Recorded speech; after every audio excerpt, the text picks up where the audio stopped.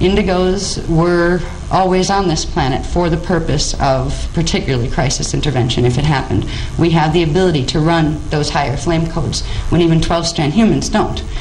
I know that everybody here, I can just feel it, everybody here, there's not somebody that isn't an indigo, and it's not just there's not even an indigo 3 in the room. I really feel it. I don't feel an indigo 3. There might be, all right, there's 2 people, yeah, I thought I felt a little bit of that.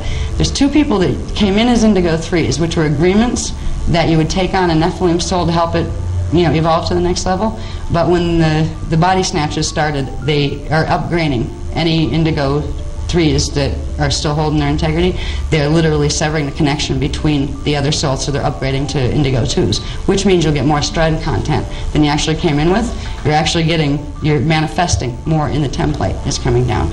So there are, I think, 2 people, 2 to 3. What do you mean 3.5? He's laughing at me. He said, never mind. It's 3, right? Somewhere between 3 and 4. Thanks a lot. Somewhere between 3 and 4 people that had those contracts, the Indigo 3 contracts, and they're very noble contracts. They were an Orifeme, Indigo, saying, okay, I'll take a chance, and I will timeshare a body with one of these, knowing that I have the stronger frequency, and I will help it to evolve some of the reversals in its template by letting its template bond to mine, knowing that if it overpowered you, it could take you down and reverse your template. So an Indigo 3 is a very noble job. Usually their whole job is to help balance polarities within themselves because they have 2 souls in there. One of them that tends to be a good guy that's used to being a good guy, and one is a good guy wannabe that's used to being a bad guy, right, and doesn't know how to quite behave yet.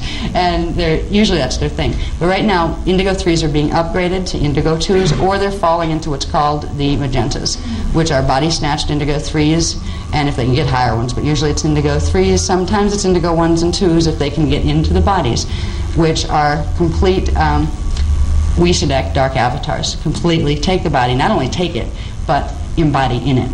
And there are certain auric configurations that have to do with what's called the crimson crest, where there's like a almost red magenta flame in the auric field, where there should be the natural colors, and there's divisions between the color levels in the inner auric field. So they're giving us some signs and symbols as far as when you start to get your inner vision on, if you see that kind of thing, it's the crimson crest, know you're dealing with an embodied D11 dark avatar being. And they're a new race of beings. They're considering themselves a new race of beings. Yeah, a whole body snatch, new race of beings.